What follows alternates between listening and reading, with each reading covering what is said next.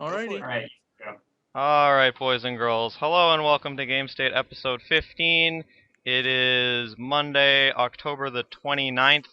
The East Coast is currently being buffeted by Hurricane Sandy, so our power could in fact fail at any time. As you can see, Glenn and Cedric are here, but we have no webcam feed. It's going to be an exciting show.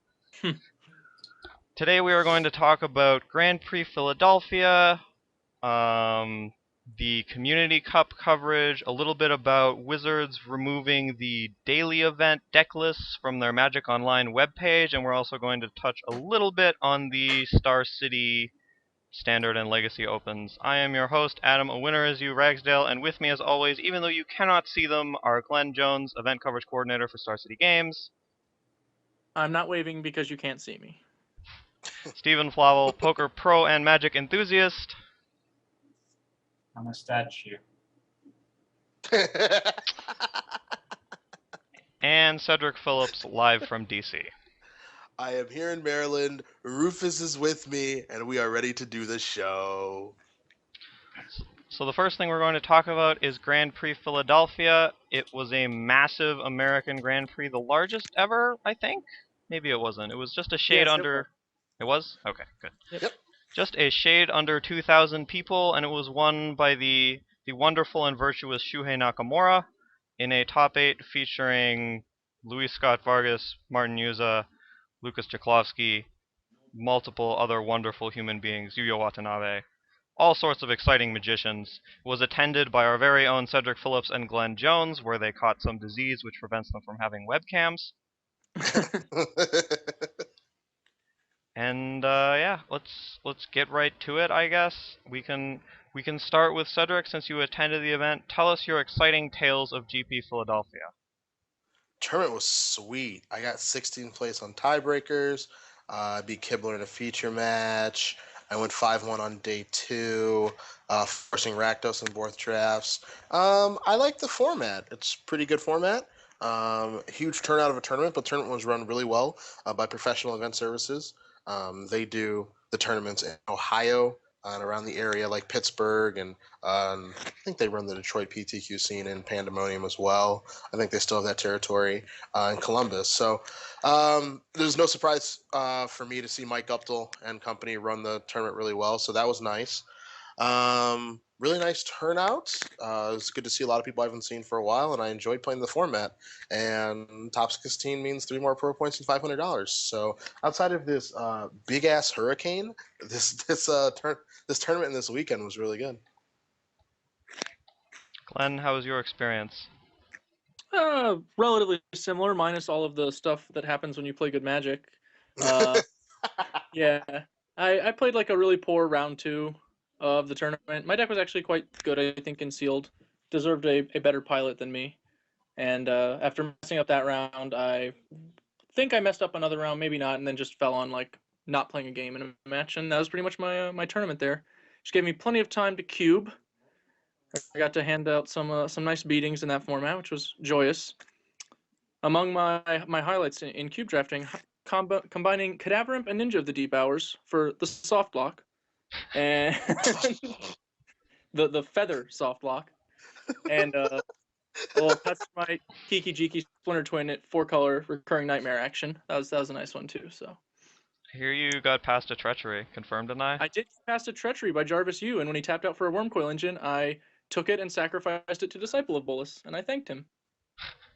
It sounds like God. the cube you were playing went pretty deep. Is that Yeah, pretty deep. I actually, like, on like 2 life, I locked some guy out with a Recurring Nightmare, Karmic Guide, Disciple of Bolus, just gaining like 4 life a turn, drawing 4 cards, and then just killed him eventually. Like, it was adorable. Recurring Nightmare is one of the most fair Magic cards ever printed. Squire is quite jealous. Yeah. That's a really good idea. Do you have any thoughts on Philadelphia before we roll it back, Steven? Where are we rolling it back to? Well, I want to ask Cedric about his his Rakdos drafting. Alright, I think I'll save all of my thoughts for after Cedric. Okay. Go for Cedric. So, Ced, you mentioned that I think you said you forced Rakdos in both things, and we heard a couple different perspectives, at least from the coverage, about people who thought that X was the best guild or Y was the best guild. I know that in the top 8, just in the top 8 draft, there were 3 green-white bases, and then 1. What have we got here? Sorry, it was 3 green-white bases and 2 blue-white bases, and then 1 blue-red, 1 green-black, 1 red-black. So do you think Rakdos is the best thing to draft? Do you think it's underdrafted, and that's why you force it? Like, what's your strategy there? So like in a vacuum, I think Selesnya is the best deck. Like if you're just comparing like heads up, like a great Selesnya deck, a great blue-white deck, a great Rakdos deck, all the way down. I think that overall Selesnya is the best deck, but I think everyone else knows that, and I think it's like readily obvious too. After that, it feels like to me that Rakdos is like A, comically underdrafted, and B, people's pick order is like really incorrect. I like having big Rakdos, which is like some spawn of Rixmatis, Tenement Crashers. And, you know, I obviously want some 2-drops in my deck, but like stuff like Rakdos Cackler and Rakdos Shred Freak, like those cards are only good if you have like a bunch of Deviant Glees and Perilous Flights. Like stuff like that to like make him like real threats, because like a 2/2 and a 2/1 creature are just like laughed at in this format for the most part, because everything is like 3 toughness or 4 toughness. I like going bigger. I like having Cobble Brute in my deck and stuff like that. Like Cobble Brute is just so much better than it looks in this format. Like it sucks that it has 2 toughness or whatever, but you can clear the 2 toughness guys out of the way, and then they have to like trade with a real card. And like some people are just too proud to trade with Cobble Brute, which is just awesome. You know, I liken, we were talking about it at the tournament, I liken Cobble Brute to the guy at a GP who just like comes up to you to trade with you, even though like it's like a circle full of pros who have no binders. And it's just like, hey, you want to trade? Hey, you want to trade? And there's just like, no. It's like, all right, take 5 then. Like that's pretty much what Cobble Brute does. We were talking about it, like all weekend. Like every time I played it, my opponent's just like, Cobble Brute, nice card, idiot. And they like untap and they're like, shit, Cobble Brute. And then I just attack with it. But I think Rakdos overall, like it's like the deck I like to draft the most because I like attacking. And I just like decks like this in limited, which you know, like pretty efficient threats, good removal. And like a lot of the cards are just underdrafted and wield a lot. So I like it a lot. And I look at, if you look at the top 8, Jizz's Rakdos deck is just like unbelievable. I can't believe he didn't win the tournament. Yeah, his deck looked completely absurd. I think he like ran pretty bad in the match he lost or something like that. I mean, he must have. Yeah. Like I haven't read the text coverage or anything, or like gone back to read like the video coverage. But I mean, I look at this deck and I see like three Mixmati, Guild Mage, like a Rakdos, Lord of Riots, Carnival Hellsteed. He has like an Annihilating Fire and a Spree. He doesn't have as much removal as he'd like, I'm sure. He probably wants like 1 or 2 more removal spells. But like, geez, all these creatures are just awesome. There isn't a bad creature like in this deck except for the Gutter Snipe because he doesn't have too many spells. But other than that, like this deck's just fantastic. Made the cardinal mistake of drafting too many good cards to win the Grand Prix. I guess that's what it is, because I mean, man, I'm like looking at this deck and I'm just loving it. This would be the dream for me. He was defeated by Shuhei in the top 4, I believe. There was some Bluster Squalls involved. Shuhei's so creative. It really is just. So do you want to talk about your Catacomb Slugs? You want to mention that? I know they showed up briefly in coverage. Oh, me and the Slug getting busy? Yeah. Slugging it out, Louisville Slugger. I mean, you know, like it's a bad card on paper or whatever, but for what my deck was trying to accomplish, which was, you know, just draw the game out because I had 8 or 9 removal spells in my deck and a Collective Blessing. It accomplished exactly what I wanted to. When I was building my deck initially, like those 2 Catacomb Slugs were the Axebane Stag and a Terrace Worm, like the 2/7 cost idiots, and like, you know, like those cards are like ideal like once you balance the game out, but like if you don't get to actually like stabilize and balance the game out, then like you're gonna look at those cards and just be like, oh, I wish I could play something on turn 5. And like that's what Slug did pretty much every time for me, is like I'd play it and like brick wall their guys and give me time to draw into my awesome cards because I had so many awesome cards in my decks. And I mean, honestly, who can beat a 5/9 Catacomb Slug? There isn't not a soul can beat a 5/9 Slug. The only thing that's embarrassing is, yeah, it's a 2/6. So when it's a 5/9, it's like the only embarrassing thing, and it only happened once during the tournament. Thank God, is when they stab wounded. It's, that one it's a very humbling experience because not like the downside of like when they stab wound a guy is like, oh well, like at least I get the block with it, and it's like, oh, just like they just get to jam all their 3/3s into your 0/4 slug, and it's just nightmare. But yeah, I mean, slug was really good for me this weekend. It's a crappy card, but it did exactly what my deck needed it to do. He was the slug you deserved, the slug you needed. Yes, he's a slug right now. All right, tough but fair. The only other thing I want to touch on in this exciting limited format is: do you think that Pack Rat is too good / could have been designed another way for limited? We will start with Steven, since it's a theoretical question and you are a theoretical person. This is a theoretical question. It's a hard one to approach though, because I don't really understand why Pack Rat was ever printed. I don't know. I just have no idea. I think they really missed the mark on Pack Rat, honestly. I don't think it's a card that should be there. I don't think it's a card which is really super constructed playable, and maybe someday someone will prove me wrong, but it doesn't seem like a card where like you have to make a powerful card which is going to work limited format, but you want it to be available for constructed. It just seems like a card where you made this extremely powerful card which is mostly relevant for limited, and it's not very beatable. It's no, I don't like that card. Is that a fair answer? Yeah, sure. I feel Fine. like it's like probably too many people agree with me. Probably I need it to be more disagreeable somehow. Len, how do you feel about an entire pack of rats? Was that one to me? Yes, it is to you. Just Pack making Rat. sure I heard correctly. There was a brief warble. But yeah, I think that I've actually gone on the record as like I don't find him like that insanely obnoxious. I get what they were doing with just the idea of the card itself. Like, it's the sort of card that people, like not us people, but you know, like people who play Magic for fun, people, would like enjoy having at their kitchen table. It's just kind of adorable. It makes rats. You can put in your rat deck. It's sweet. And like it's also kind of a desirable thing for them. So putting it at rare is like the right rarity. Like Mythic would be too hard for them to get their hands on it. In a lot of cases for that kind of a thing. So like the Mythic thing would get it out of limited a little bit more, but it's still going to have the same problem, just in like a smaller scope of games. They could have balanced it a little better for limited. Like, to be honest, after I thought about it, I think like it should probably just be like discard a creature card or something like that to make it like a little less ridiculous. Maybe discard like a non-creature card, even like something that makes it so you're not just like literally turning the worst card in your hand into like the best card on the board over and over. I think that might be one of the better limiting. You can also increase its costs a little. I don't mind it being aggressively costed as far as like its constructed playability goes, because I think it exists on like a lower tier of constructed playability where it's like people will be tempted to try and make it work even though it's not quite good enough to actually work. So that's fine. I mean, we've already had people do it. Like at Cincinnati, Mark Sun played a Pack Rat deck with like parallel lives and stuff. So, you know, there are definitely people out there willing to do it. But I think that it has had a sterner effect on the format than they expected or wanted, based on just looking at the the list from this tournament. Someone asked me before the tournament, I don't even remember who, if which number I thought would be higher, like the number of Platinum Pros on Undefeated or the number of Pack Rats on Undefeated, and I snapped Pack Rats.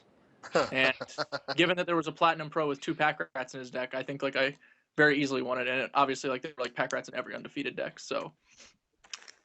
That's kind of an awkward position to be in when you realize like that card is better than the field. Like it plays better Magic than the field does. So that's my. I think it probably has become. It is a little more of a problem than I initially thought that it was. So I don't have a problem with cards like it existing. Like I think free wins are like actually attacked a little too often, to be honest. Like it's okay for cards to exist that like just win the game for people. Like when someone bad beats someone good, that's a good experience for one of those people. Like, I mean, it sucks when you're the person who's good and you feel like you should have won, but like, you know, you can't literally win them all unless you're, you know, Yuya, as I was talking to Cedric. How can one man be so good? Yeah, it's just depressing. not fair. You get close to quitting just on principle. Like I'm a little ashamed to be playing the game. Like every time I punt, I'm like, God. So you feel like it's like you, Pack Rats, Yuya? Is that like... Oh, you can't actually see me. I was doing like an air ladder thing that you have no visuals. Anyway. Yeah, that Sorry, I think that's what I we see like, it and but love it. it's possible that Pack Rats plays better Magic than Yu-Gi-Oh, so that's kind of concerning, right? Okay. Yuya might be like when Pack Rats wins the Invitational, it might make Yuya as its Invitational card. Yeah. See that? Alright. Ted, do you have any Pack Rat related comments? Yeah, I mean, there's like a lot of talk about this card right now, just like in articles and just like the thing I hate about it is just like we're having all these ridiculous conversations about the card that are just like people are just like wasting air on. I can't stand it. It's like if you have two pack rats and sealed, like do you try to build a normal deck or do you try to like build two pack rats 38 lands and then like mulligan into the pack rats? It's like just stop. It's like, yeah, I'm just gonna leave my stab wounds in my board. Yep, that's what's happening. Because I have two pack rats and I have 38 swamps. Like it's just complete insanity that like all these conversations are coming up now. Like, you know, like, I was listening to people like, if you have three pack rats in sealed, like how many lands do you play? And like how many other spells do you play? And like how good is Drain Pipe Vermin then? It's just like, my God, people, just come on, just get a life or whatever. Like the card is obviously the best card in the format for limited, and it's frustrating that it's that good. And you know, like there are like 4 ways to deal with it when you're on the draw when someone plays it on turn 2, and you know, like that sucks. And you know, like it's it's a bomb that you really can't interact with in a very positive way. And you know, maybe it should have costed 3 mana instead of 2 initially, and then it's like reasonable. But I mean, it is what it is at this point, and so I mean, hope to open one. You know, the scary thing is like when like I think like 2 of the top 4 players in the room and like Luis Scott Vargas and Yuya have pack rat in their deck. It's like, come on. Like that part's like really frustrating because like Luis was on my side. They cut the tournament in 2, and he was on the blue side with me. And Luis had pack rat and Mizzy Mortars in his deck, and I was like, yeah, this is what I need. Like, not only are you like probably the best player like in my side, but you have like the 2 best rares in the set. So like when I'm 7-0, I'm just praying to God I dodge him because it's like I know he hasn't lost yet, obviously, because like how's he gonna lose with these cards? I mean, Glenn, to your point about like it being like possible in standard, I wouldn't be surprised to see, or like in constructed, I wouldn't be surprised to see Pack Rat do something in constructed. We talked about it a little bit Saturday night over dinner, and like I wouldn't be surprised to just see it like when those in those decks that like control mirrors where they board in a creature to kind of like take someone by surprise, or whatever. Like sometimes it's Geist of Saint Trap. Like what's better than Pack Rat? Like in that situation, Yeah. like I don't I think like there's it. very much. Yeah, I I don't was think there's talking very to someone much. about that exact thing actually this week. I can't remember who it was, but someone was asking me if I thought he was good enough for a control deck, and I said probably like as a sideboard creature, like in the style of once they board out their rats, you just bring this guy in. Yeah, it's like play a pack rat, you like make 1 rat, and then it's like then you just have like complete control or whatever. Like they just have to just deal with everyone obviously now. So I think I mean they do, like some people are saying they do have detention spheres. Like that's definitely true.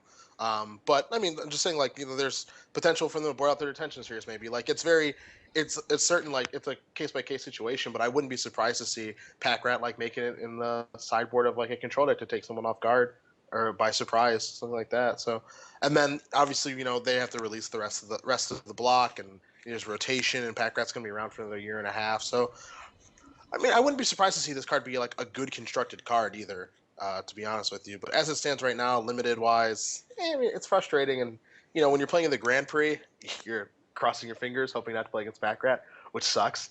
But like round 10 to the GP, I played against a guy who like watches this show and watches my stream, and he's like, "Yo, I'm a huge fan." And I'm like, "Cool, man. Like, how many buys do you have?" And he's like, "0." I'm like, "You're 8-1 with no buys?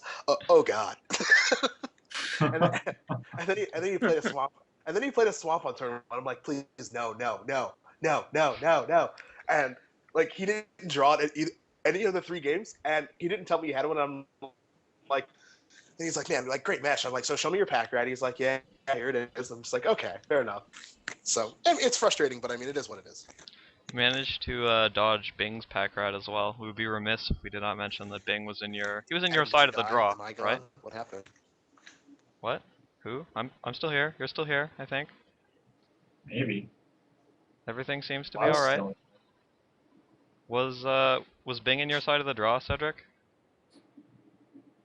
Or are you dead? Oh God, Did my Seth children. die? I was being my Time of the draft. Cedric has turned into a robot or We're back to our opening screen. I'm not. okay. Uh-oh. I may have been hurt. God, he's in the Can you hear me now? hurricane. I Yes. like that not only is his audio quality down, but like from the snippets of words we hear, it sounds like his brain is actually malfunctioning at the same time. Like none of the snippets I've heard have seemed intelligible. It seems like he's been lost to the hurricane. Hurricane gets some. Can you hear me? Yes. You can sort of hear it.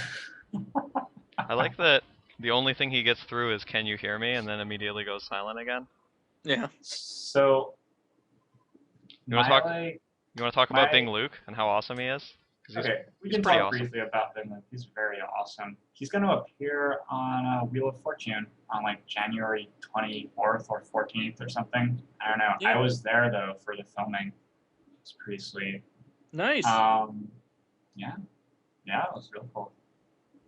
I don't know if anyone cares about that, but I just thought I'd like let you know, do my job. Yeah, I saw him posting about it, and that sounded really sweet. Yeah.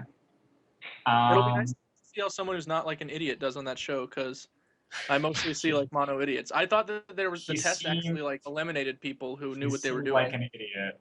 He seemed like an idiot on the show. They coached him to appear to be an idiot, and then he did. It's interesting. It's interesting how it all works. What I thought was interesting about the GP is that this is the third limited GP in a row in the US that's been absolutely huge, like mind-blowingly huge, abnormally huge, looking at like the historical scale of limited GPs in North America. And I don't know how to make constructed GPs like that too. Adam, has your webcam frozen? No. I don't think so.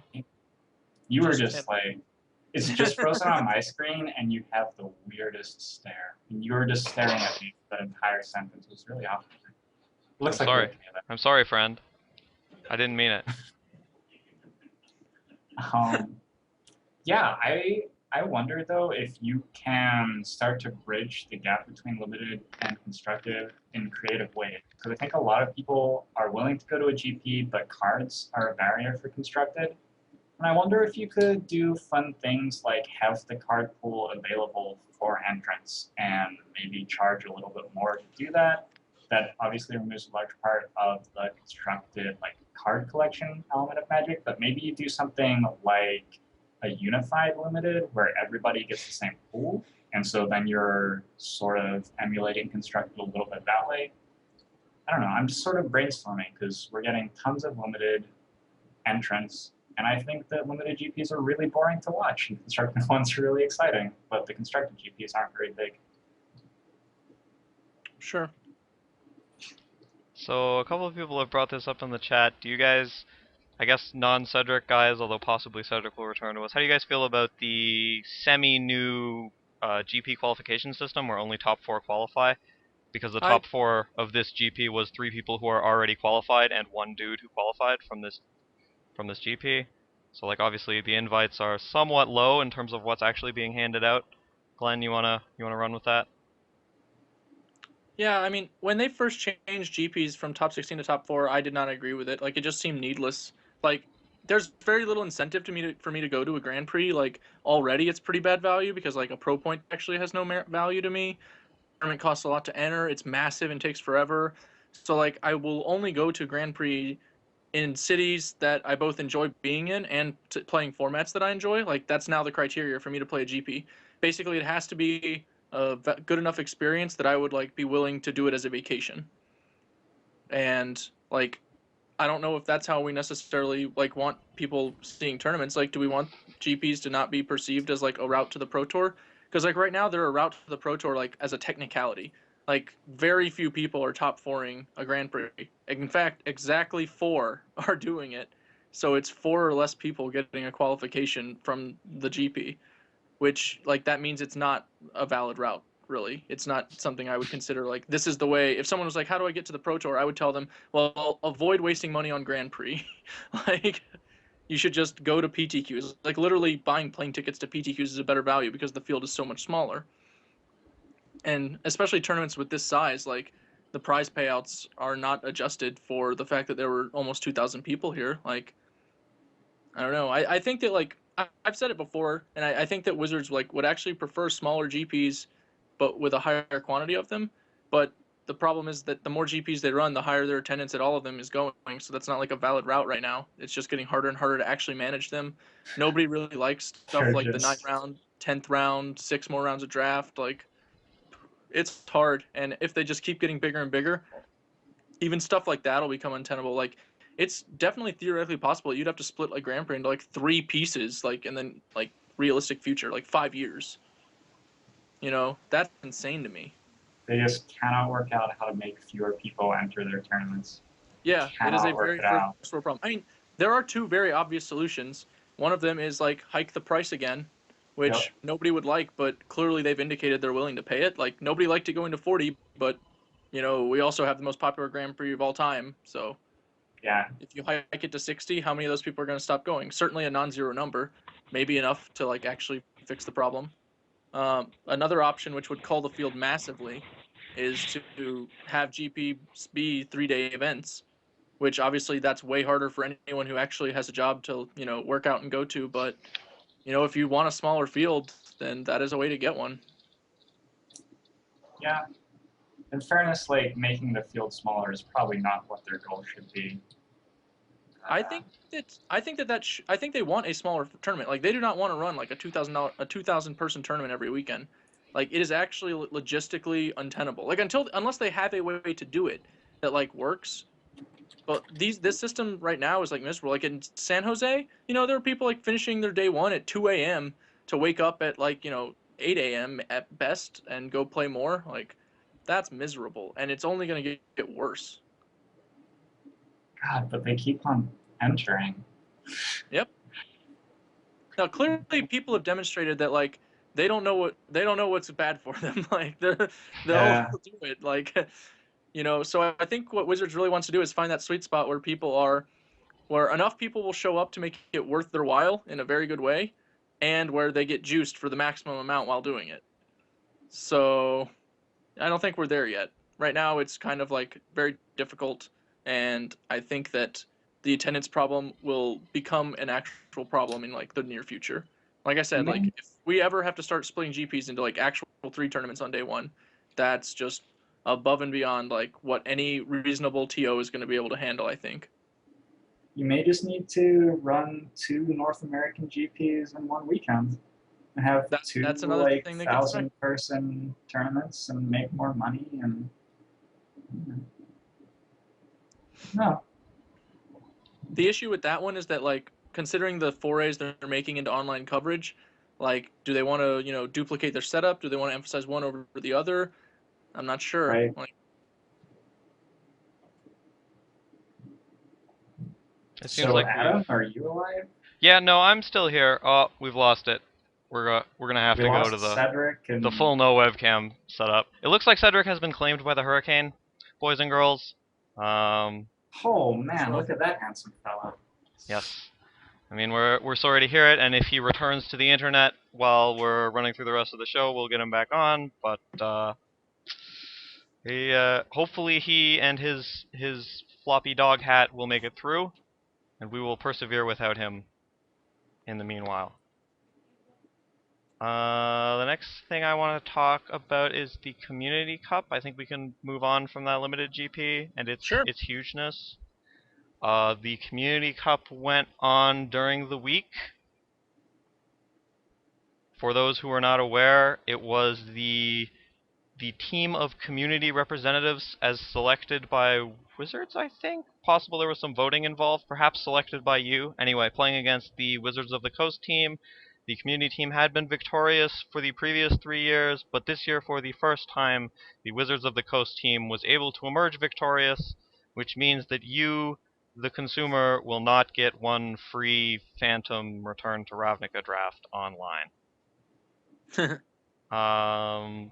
Eat it. Yeah, taste it. So I don't know how much of the coverage you guys saw. There was coverage on the Wizards site. I heard that it was not sort of record-breaking numbers watching it. I was able to catch a little bit of it. Did you guys have any thoughts on it? Steven, did you catch some of the Community Cup? Yeah, I just like don't understand that tournament really. It seemed poorly promoted. It was held during the week instead of on a weekend, so like a lot of people who would have liked to watch it didn't get to watch it because they were at work and what have you. And then probably a lot of people who wanted to watch it didn't hear about it because I don't think it was very well advertised. It seems like there are so many people are watching tournaments because they watched the last tournament. Like they're watching the SCG Open because they watched it last weekend and they know the next one's coming up and what have you. And it seems like if Wizards wants to run some sort of wildcard tournament like this out of the blue, they really need to be promoting it on the constant streams, like on the GP stream, maybe somehow get it mentioned on the SCG streams. I don't know what the politics there look like, but it just wasn't very well promoted, and I don't know. It was fun to watch the moments that I watched it. It was like a tiny side tournament as far as I'm concerned. Like it seemed less of a big deal than the legacy portion of an SCG Open. Alrighty, Glenn, Community Cup thoughts? Yeah, I knew the tournament was going on because I keep up on that kind of stuff, but I definitely agree that it was not well promoted. Like, if it weren't my business to make sure I knew what was like streaming when, then I probably would never have noticed. And I definitely wouldn't have like sought it out because it's not something that's emphasized in Magic. It's not like, even though it is the Community Cup, it's actually not, doesn't have a strong community identity. Like a lot of people don't know exactly what it is or how it works or why they should care. So I think that that's like a failure to market and brand that tournament, especially successfully. Like you can make the argument that it was during the week, but I mean, remember one of the highest viewed tournaments of the year was the Players Championship, like smack dab in the middle of the week. So like, if it's something people want to watch, they'll make the time to go and watch it. Like they've proven it. But this tournament did not meet that qualification. As far as concept goes, like I can get where they're going with sort of like a unsung heroes sort of players championship where it's like people that you may or may not be familiar with who have had a large role in the success of Magic Online. I was personally like a little bummed that Taya Steele didn't make it in because like she did so much stuff with Magic Online Cube, and that's something that everybody enjoys now as like an official thing when she was on her own developing a way for people to enjoy Cube on Magic Online. So that was kind of a bummer, but Jackie Lee and Conley and a few other ringers made it on there. Smitty, I know, from 60cards.com was in there.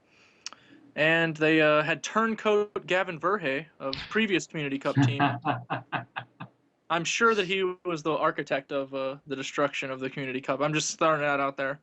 If anyone has some inside information, I'll bet it was Gavin.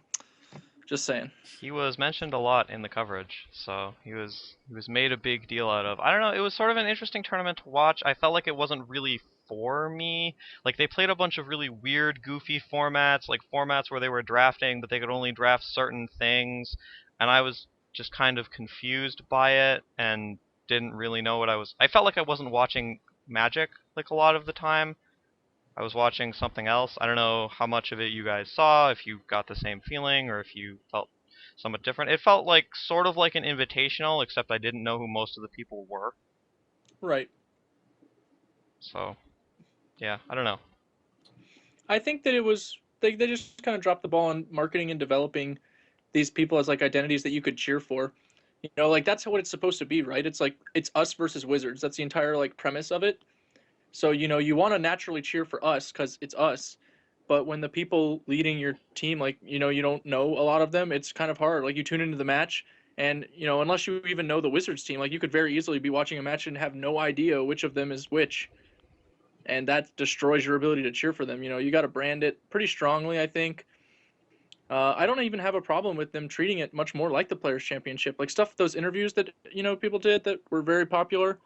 Everyone loves to hear from the top pros, but you can make an interview with anyone like pretty entertaining and interesting, assuming that you go over what you want to talk about, like figure out exactly what parts of their story, you know, the audience is most likely to empathize with, and this is a way to spice that stuff up and make it significantly stronger.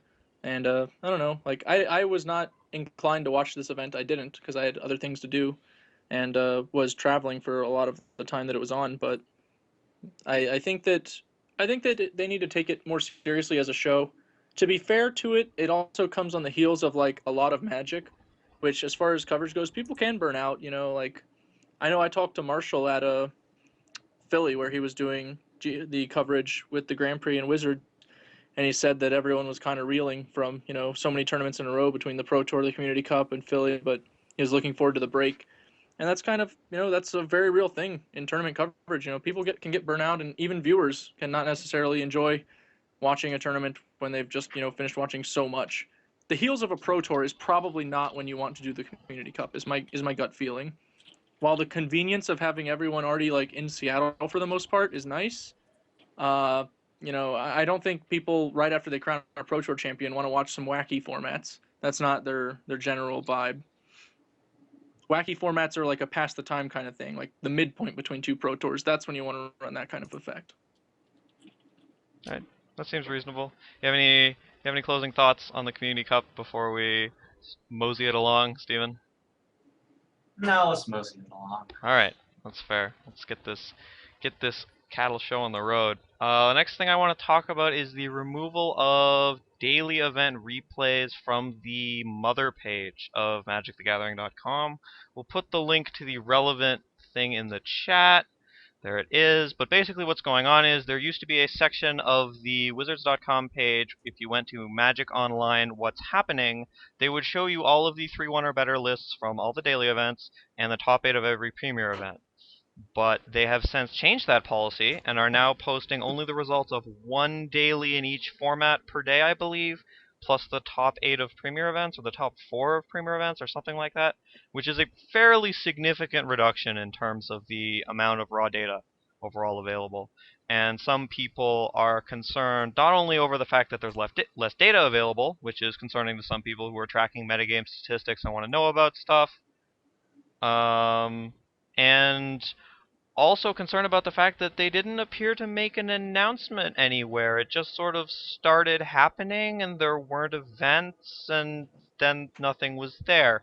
So I want to take your guys take a reading, so to speak, on your guys' feelings on this. First of all, how do you feel about there being a lack of data, and then we can talk about like the way in which it occurred. But we'll start with Steven. How do you feel about there being a drastic reduction in the amount of data available? Start with Glenn. Oh, okay. I lied. We're starting with Glenn. Well, I am sure that Steven will have a lot to comment on in the reduction of data department. So I'll be brief on that aspect of it because I want to talk about something else a little bit.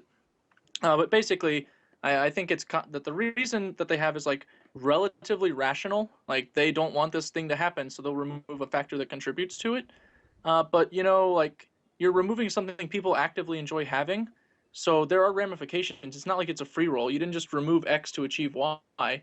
Like you removed X to achieve Y while changing how people think of your program and like how you handle it, what they go to it for.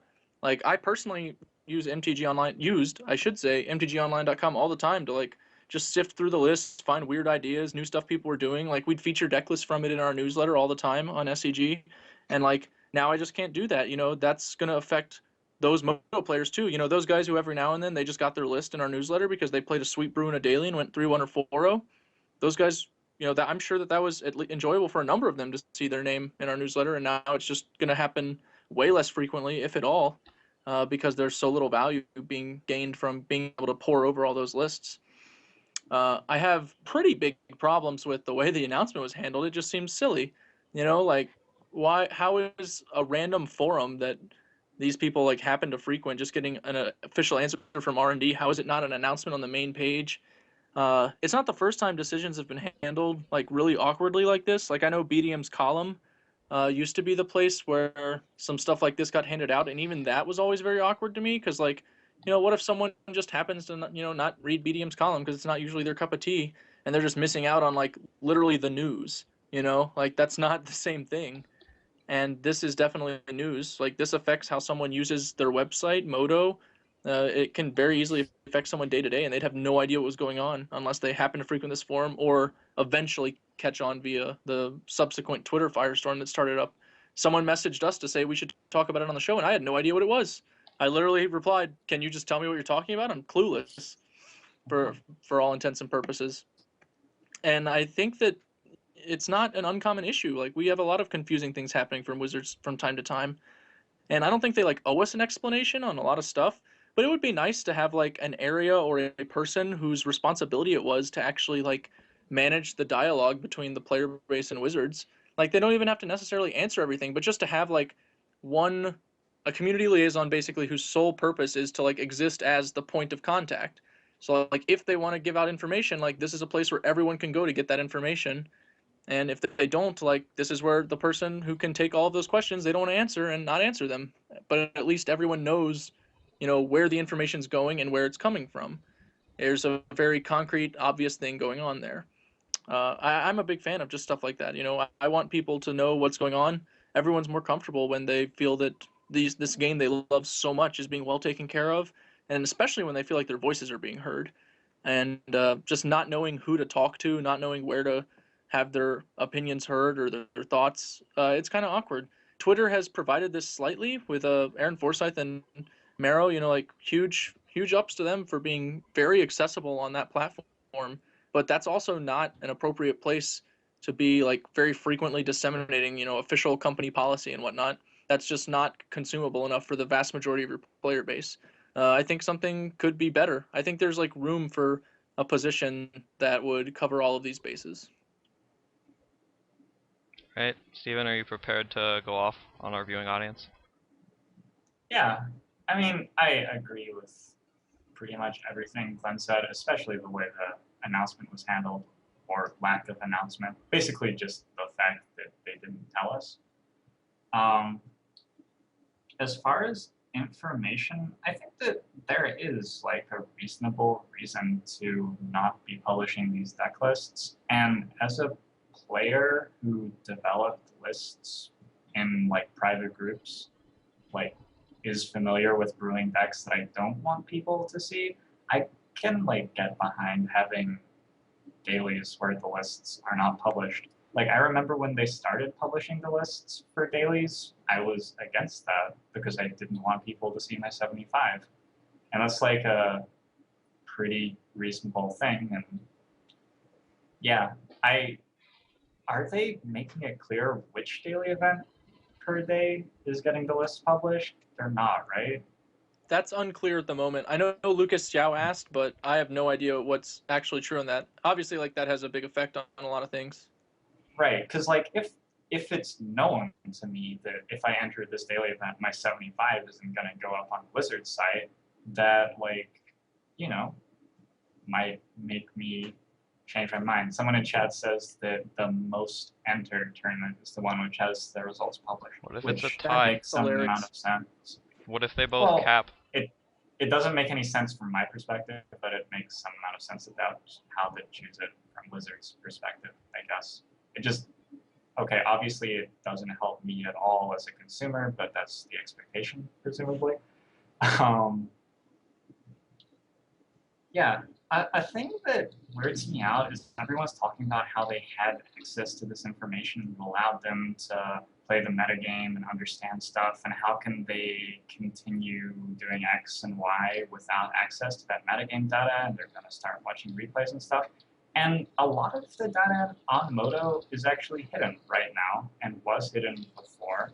You didn't get any of the 0-2 or 1-1 or 2-2 deck lists from the dailies. You don't get to see any of the deck lists from 2-mans or 8-mans. You don't get a ton of information about limited picks, etc. And that's information which could very, very easily be made public by Wizards. Like, if it is your belief that Wizards should be making this information public so that you can solve formats and brew rogue decks and stuff like that, then, like, you need to start telling Wizards to make more information public, because they're not. You don't know what archetypes win rates are because you only see the 3-1 and 4-0 decks. You don't, like, know what people are brewing necessarily because you don't see the 8-man results. You don't know how a limited format works because you're not seeing how the draft picks are influencing win rates. And that's information that is known to Wizards. They can look it up. So, like, the question of how much of this information should be public, how much of it sort of has to be public because it's discoverable. Like, you can watch the replays and collate that data, so maybe like not making it public doesn't even do anything. Maybe you just create a market for it. Maybe people charge $5 a month for like, here's all the deck lists from the free standard daily and how they did. That's a really interesting question to ask though. And I feel like that's getting lost in all of this. People are fixated on how poor the announcement was and they're taking something away that we had before and we're mad. But like, it's a really interesting question. How much do we actually want to be made publicly known? I don't know. It's tough. It's tough to answer that question. I have a couple throwback points. I mean, I know for myself personally, like obviously I'm not super happy about the way it was handled. I wish that there had been an announcement perhaps on the what's happening place where the replays or the daily events used to be. That seems like the natural place to put it, so that if you go there and you look for stuff and it's not there, you could just like look and be like, oh, there's words and they say why these things aren't here. That would be a good way to approach it. Specifically, it's a what is happening announcement that like would Yeah. include what is actually happening. That would be nice. I'm like, it makes me a little bit uncomfortable that the way this came up was like some dude on the forums literally yelling at Wizards of the Coast. The reason I don't go on official forums for most game products is that it's full of threads where people are like, the people making this game are terrible and have brain damage and like they should be shot. And I mean, even if what you're saying is true and they are somehow at fault, like please don't phrase things like that because it just doesn't reflect well. But like that's sort of neither here nor there. One thing that I thought was interesting, Steven is gone, so we're not going to get his rebuttal to this probably, is the assertion that the reason they're taking this away is because people were solving the standard metagame too fast. I'm not sure that that's something that you can say. Like, it seems to me that it's the job of the people designing the cards to not make a metagame where it gets cracked and then people play the same deck all the time. And, like, the solution to that isn't to restrict information, but to design a format where, like, that isn't a terrible thing. How do you guys feel about that? Like, do you think that's reasonable? Do you think it's unreasonable to expect them to design a format that doesn't, like, get broken down? I don't think it's necessarily unreasonable, but I mean, it's just kind of a thing that they haven't had a lot of experience doing, to be totally honest. Like, I don't think this issue was that big a deal until the Open Series really hit. Like, Cawblade was the first time where everyone's just playing over and over and over. The metagame has tons of data, like, too much information on SCG was breaking down the matchups. And, like, the deck proliferated, you know, it just was the best deck, and it was very fast, and it was oppressive, and tournament attendance started to dip. And like if this Open Series didn't exist, if Moto deck lists weren't published, like would that deck have so quickly asserted its dominance? Like I think the answer has to be no. Like there's no way that it would have been as fast, even if the deck would have been equally dominant eventually. So like I think there's a real argument that more information can create like a negative player experience or can create an environment that is definitely just too quickly not fun or becomes too fully explored too fast. There are answers, obviously, like you noted, designing more cards is like an answer. Or sorry, designing cards better is an answer. I wanted to also say that designing more cards is also an answer. Like if there are 5 or 6, sets coming out a year, then the format will change more rapidly. It'll be like just more difficult to solve it relevantly in that span of time. That's just a real thing. Diversifying formats also a big deal. Like if modern really catches on and just becomes a format people play a ton, then that takes the burden off of standard being the go-to thing. So I think that their argument is fair. I mean, obviously we'd prefer if we could just have our cake and eat it too, and they just designed like super diverse, difficult, hard to explore metagames, and we got all of our deck lists. But realistically, that might be too much to ask for day in, day out. And I think that Wizards has received a new challenge with things like the Open Series and the popularity of Grand Prix, forcing them to bring us just more decks, more games like than they're used to. And I think they're probably up to it. I mean, I don't imagine that they won't be. But keep in mind that, these sets are designed so far out in advance that, like, the sets we're playing with, at time X, I don't know exactly what it is. I think it's like 3 years. So, like, the sets we're playing with now were designed before, like, they'd even seen what Callblade was doing necessarily. So they can't have possibly started compensating, stuff like that. Okay, fair enough. I don't know how much of that you caught, Steven. I know you had to run away. I can only imagine a killer Roomba or something like that. There was a cat, man. There was a very loud cat. Yeah, I think that the thing that gets lost in all of this, and it gets lost quite heavily because when you have data and you have things that you can map to data, you start to forget that the things that don't map to the system you're using exist. But the thing that gets lost a ton is that you have to play your deck against another person who also has a deck. A format where everyone plays the same 75 cards may not actually be an unenjoyable format to play, believe it or not. If like that mirror match is extremely interactive and skill-based and has a lot of variety and lines that could happen, like that could still actually be very enjoyable to play. And the weird thing to me is you could analyze that. And I think that's what statistics should do for Magic. That's the next logical step. You need to like create some sort of score sheet for Magic where like you can, rather than looking at like, oh, Callblade is being played by 75% of players, it wins 60% against this archetype and 58% against this archetype and only 54% in the mirror. Rather than doing that, you can start showing information like when you play Squadron Hawk, turn 2 on the play, your win rate is 82% against this archetype, and when you don't, it's 47%. And if you mulligan to 6 and don't, it's like 42%. But if you do on a mulligan to 6, it's 76%. And start getting into statistic, which actually interface with actually making the gameplay decisions. Because I feel like when we have talks about stuff like this, and when we talk about deck building in general, we talk about designing a deck as though it is a separate thing from playing the deck, and it is not in any way. The way that you have designed your deck absolutely influences your play decisions when you play, and the way that you intend to play your deck should influence your deck building decisions. And there's just a huge disconnect now between the two because we can qualitatively analyze one of them or quantitatively analyze, whatever, big words. We can analyze one of them and can analyze the other, basically. I think you are probably underestimating how much people would dislike a format where you just played the mirror nonstop. Like, I think there are people who like to do a certain thing and people who like to do a different thing, and the goal is to provide like reasonably viable options for everyone who likes to do everything to play something somewhat competitive. In like standard, at least, like people want to slam their tiny monsters into you, you want to have a tiny monsters deck that's okay. If people want to do a controlling thing, you want to have at least one controlling deck that's okay. In my ideal universe where everyone is frolicking in the grass, there's also a combo deck, but apparently that's not a thing we can have in standard anymore. I don't know if that's like official policy or what the deal is with that. But yeah, I think the goal is to have like a somewhat competitively viable route for everyone that wants to do each individual thing. And I don't know. All I was saying with that point was you can have 75 cards which let you play aggro, control, or combo even against the mirror, like depending on your personality. Like it would be hard, obviously. It would be very difficult to create a format in which 75 cards versus identical 75 cards was interesting, but you could do it. Well, I think that Callblade is actually very similar to that like argument. That's kind of one of the issues.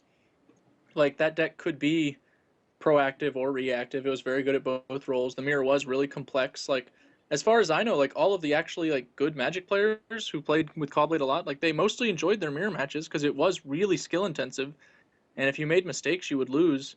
But I think one of the issues is that Magic's become more than just skill intensive matches. Like now there is like that identification with your deck that Adam's describing, where people want to play like the kind of deck they want to play specifically. Like if they don't want to cast Squadron Hawk, then like what was their option there? Just not play a good deck. And then also you have the fact that brand and marketing became such a big deal at the same time Where now there are people who also just want to see different decks. Like, they don't even necessarily want to play them. They literally just want to watch other people play decks that are different from the last deck they watched someone else play. And when a metagame is solved for the same 75, that can just not happen. It's a little bit unfortunate that we don't have Cedric on the call because he is standing in the eye of a hurricane. But like Cedric is an excellent example of someone who is, technically speaking, a very advanced level Magic player. Like clearly Cedric is a Pro Tour level Magic player, but Cedric like just will not play decks like that a lot of the time. Like I don't think you would have found Cedric playing Caw-Blade even if he was playing tournament level Magic at the time that Caw-Blade was big. And maybe that means he just doesn't go to tournaments, or maybe that means he plays whatever deck he has brewed up to play against Caw-Blade. But we saw like a very similar thing with Delver, where he just wanted to play Hunt Masters, and he did to like some reasonable amount of success. Sure. And I think a lot of players are like that to some extent. Like if you don't want to play whatever is the best deck, you don't really want, like you don't want to present a format where if you're not playing the best deck, you're not doing anything. Like you're never winning. Because people, like not everyone wants to play that deck. So you're not creating an acceptable metagame. If like no matter how interesting that mirror is, it's still not acceptable to have like it's all a mirror. Yeah. We're like talking in weird hypothetical land. Like in my hypothetical land, there is an amazing 75 card list which literally fulfills everyone's desires. Like everybody is happy to play this deck. Obviously, it's a ludicrous hypothetical. That was my premise, though. It's an aggro control combo mirror. Is that what you're saying? And Yeah, it's like have... CounterCAD in modern pre-bannings. Okay, I'm gonna go out Except here with and the say cap. that if everyone was playing a zoo with counters mirror, we would probably have some dissatisfied people. No, it's impossible. Impossible. Okay. The cats are so cute. They are. Look Is it at 3/3? It's like it's so cute and it's bigger than your 3-drop. I'm sorry. the cattle could not be any wilder. How many times do I have to attack you when you're on 17? Is it like 5 or 6? I don't know. Fighting 7 is hard. Just like do it. All right. So I feel like our discussion wandered a little bit on that segment, but if we were just going to sum up, I think our quick point would be it could have been communicated better, but the actual announcement itself is of sort of debatable importance. Yeah, I mean, it could be good, it could be bad. I don't think it will have a like net negative effect. It's kind of like unfortunate, I think. I think that like we had a lot of positive things deriving from it, and we only really get one positive thing back, and maybe we don't even get that one because like this is actually just like completely theoretical that this will fix the problem that they think it will fix. Mm-hmm. And I think it's likely to, but who knows? Steven, agree, disagree? In like 100 words or less? I don't know. I also don't know. So I guess I agree, but I might not. All right. I will accept it. Tough but fair. Let's touch on the Star City Opens real quick since they did occur and we should mention them. The Standard Open was won by Brad LeBoeuf, who I can only assume is related to the mighty Shia the Beef. Anyway, with green-white humans, the green-white aggro deck in a top 8 featuring 2 blue-white reds, mid-range, 2 Jund, 1 Junk, which is green-black-white, 1 Naya, 1 Bant, 1 green-white aggro, so like literally 7 mid-range decks and a green-white punching deck. Do you guys have any quick thoughts on that? Glenn, thoughts? Yeah, I'm surprised the green-white punching deck got through all the mid-range decks. I mean, you'd think that that's like not what it's supposed to be doing, but I guess it worked out. It's possible the mid-range decks are becoming a little inbred trying to fight each other. Because obviously like the way to trump the mirror is to try and have the bigger end game, which will make you weak early. So, maybe this was just the weekend to be an aggressive deck. It's nice that we've had like a lot of different decks winning these tournaments. So that's very cool. I think the metagame seems pretty stable at this point. Like we're definitely seeing, there will be Jund, there will be this like blue-white-red aggro mid-range hybrid. The green-white aggro deck is sticking around. Reanimator's a deck. Personally, I think Bant Control is the deck like poised to move into the spotlight next because it has a lot of the same options that the mid-range decks have, while also having counter spells, which give them a pretty big leg up in the mid-range matchups. But then again, that makes them slightly maybe more vulnerable to aggressive strategies because they have to lean pretty hard on Supreme Verdict and Thragtusk. So That's like my 2 cents on it, I guess. But I'm fine with where standard is. These aren't like decks I'm super happy to be playing or anything like that. But I think they're totally fine decks. It's not like I'm mad that they exist. Steven, standard? Do you think that it was his one Fiend Hunter, or his one Sublime Archangel, or his one Riders of Gavany that took him to victory? Gotta be Uh, Riders. Or was it the one Audric Master Tactician, or the one Sigarda Host of Herons? And how can you only have one Sigarda, really? because there are a host of them? Host is it? Yeah. Which I host mean, you just, like, draw the one you need, the turn you need it, obviously. has flying and hexproof? I think that this deck is like, okay, if I showed up with this deck at a tournament, it would be because I had been watching Psy do Gangnam Style a lot while drinking. Exactly, Adam. It's unfortunate the Yeah, webcams aren't no one working. can actually see me doing the horse dance, but it was happening. But Hero of Bladehold was no longer the format, so I couldn't play Hero of Bladehold. But then I was like, Riders of Gavany? That has horses. That costs 4. So then I put Riders of Gavany in my deck. But then I was like, this card isn't very good. So I like take 3 of them out. Then I'm just left with this like, 75 cards. They are green, they are white, they attack, and enter the tournament. I win. I assume that that's exactly how this deck list came about. I don't know. My one like constructive point about the format right now, this is directed straight at you, Glenn. Okay. Branding issues. When I look at the top 8 and see like that every archetype is called some number of colors mid-range, like I actually want to on it. Could we call it like, I don't know, tomato soup? Maybe like placemats. Frog in a blender? That was what the old, like, red-green mid-range was called, right? Like the Phantom Centaur Firebolt deck? IKEA furniture. Like there are so many creative ideas. Like we have Jund mid-range right next to Junk mid-range. I don't even know if those are 2 different decks or if someone made a typo, because there's literally 1 letter different there. Mono Olivia Control. Naming Look- deck lists is actually like a pretty varied and interesting topic. Look at all my Farseeks. Let me show them to you. It's kind of it's a battle on both sides because you want to make it really accessible. Like you want someone to at a glance read a deck list name and understand what the deck list is about without having to actually click it, because that's how they're going to gauge whether they need to click it or not, and also how they do like metagame at a glance kind of stuff. You also want it to be something like consistent that applies to a lot of similar decks, because that's how databases collect all the lists together. So if one guy's playing Jund and like doesn't play Sever the Bloodline or something, and another guy does, we want those deck lists to be the same deck list still because they're probably very close. But that's obviously still because that's like a small difference. So you have to keep the names the same there. But then like, what if one guy's playing Olivia and the other guy's not? Then it's like, well, now we're getting like whatever he replaced that with probably significantly changed his deck. He probably plays like a pretty different game. Is that different enough to change the name? So on and so forth. So the problem is that when we're in this like really wide open standard format, we wind up being willing to accept like a lot of variation among the deck lists because there isn't like a consistent model to eliminate what's considered like one thing versus another. And then the deck lists are all also like kind of looking the same because a lot of them are just like random Thragtusk mid-rangey decks.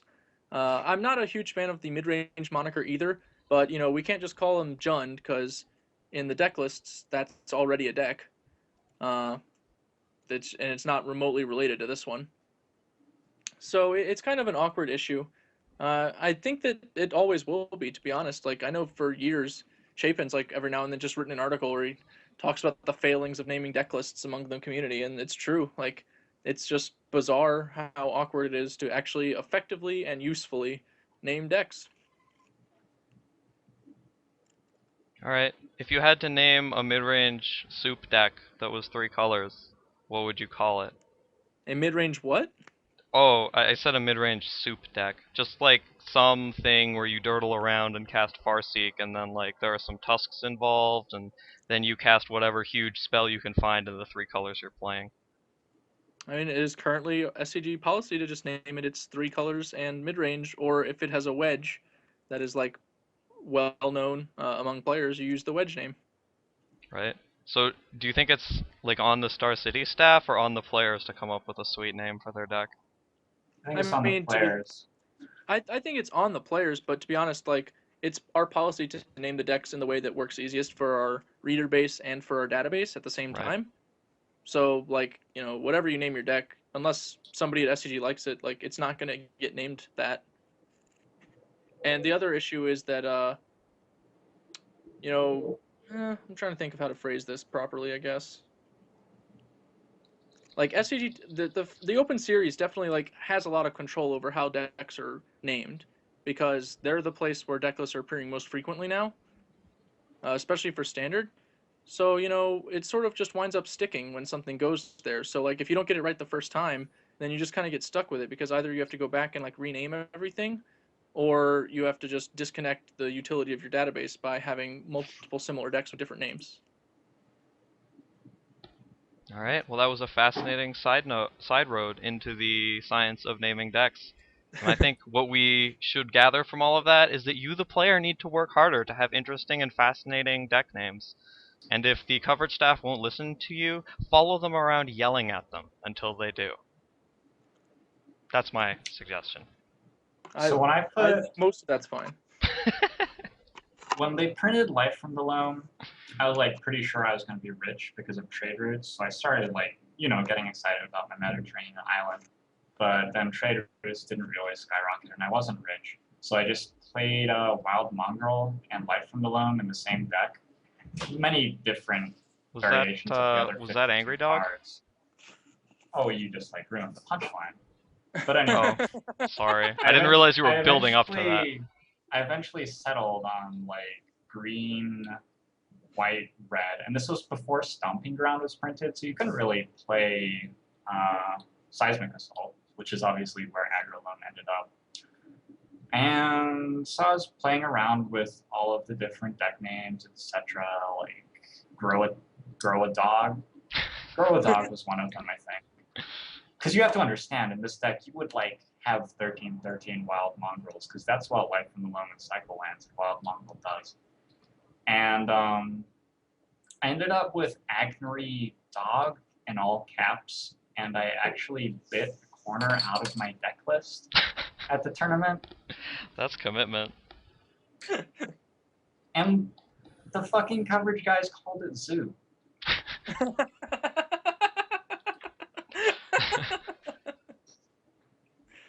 Call it like, and I never entered a Magic tournament again. That was a fun deck. I think I ended up in a Floors article on the mothership for top 8ing a PTQ like locally here with that deck. But I also had a friend play that deck in a local extended tournament and mulligan to 4 in game 1 against Affinity, and his 4-carder was land Kataki. Maybe it was 3. I think it may have been 3. Anyway, it was land Kataki, and he very easily destroyed him in game 1 because we just had 3 Katakis in our deck, like being a 2-mana 2/1. Just in the main deck. Yeah, just there to taste it. Affinity, like was a good deck. So let's move on briefly to the Legacy Open. The top 8 was 2 Rug Delver, 2 Blue White Miracles, 1 Belcher, 1 Sea Drakeless Sea Drake, 1 Stifle Knot, which is a blast from the past, and 1 deck which I will refer to only as Sam Black. It was won by Chi Hoi playing Blue White Miracles, the version that was not splashing red, I believe. Yeah, Steven, you get to go first. Any quick thoughts on this? I don't think there were any Atogs in sideboards, but if there were, feel free to bring it to our attention in chat. I didn't see any Atogs this weekend, and that's obviously a failing of the players. I don't know, it's obviously a Legacy top 8. I like that we changed the deck name for Walking Dead to Zombies, because I saw that a deck named Walking Dead made the top 8, and I was real disappointed when they had better 2-drops than that.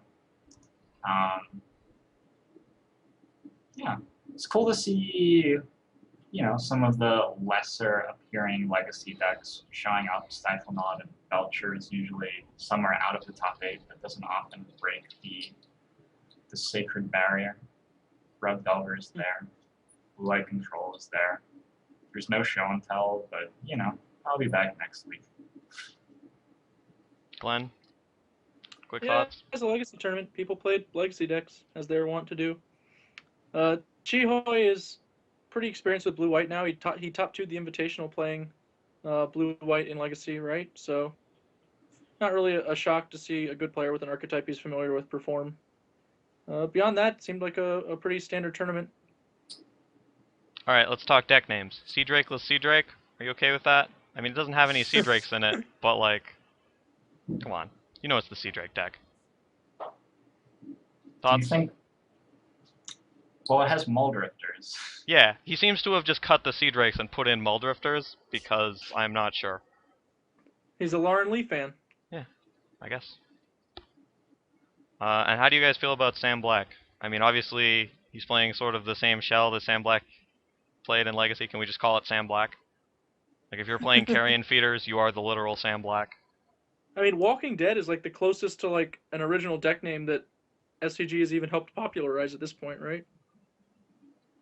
You mean zombies? What is Walking Dead? I don't see that on your website. We call it that when we stream it. I see. Maybe you should just like call it Zoo. Still sour. Never gonna let it go. Man, I didn't know that you bit the corner out of your deck list. That is real dedication.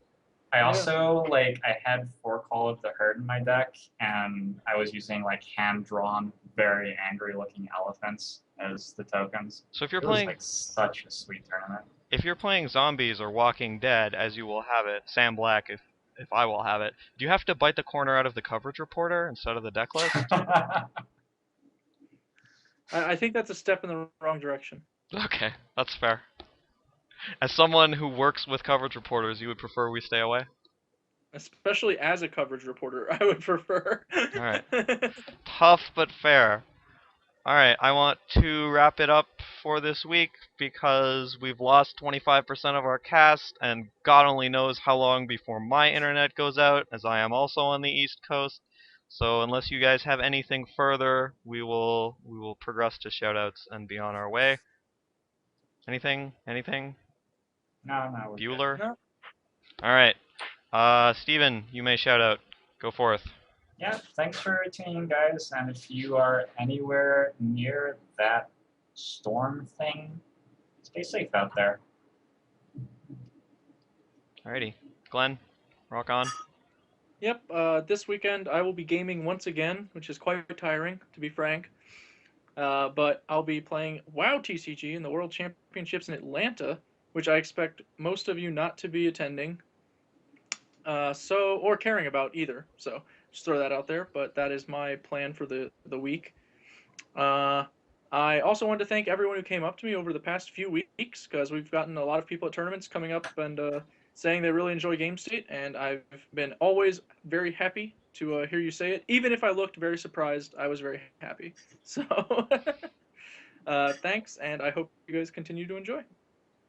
I will say first and foremost, because Cedric is not here, he would at this point spend a very long time talking about all of the things Cedric is doing. So as a stand-in for him, you can find his stream at twitch.tv/CeddyP, CEDDYP, and he will be relentlessly promoting himself as well on Twitter at Cedric A. Phillips.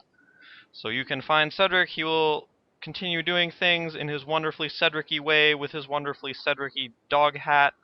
He will be around for the forthcoming week, likely. As for myself, I will be back next Monday for sure. I'm sorry we did not have the most awesome webcams available today.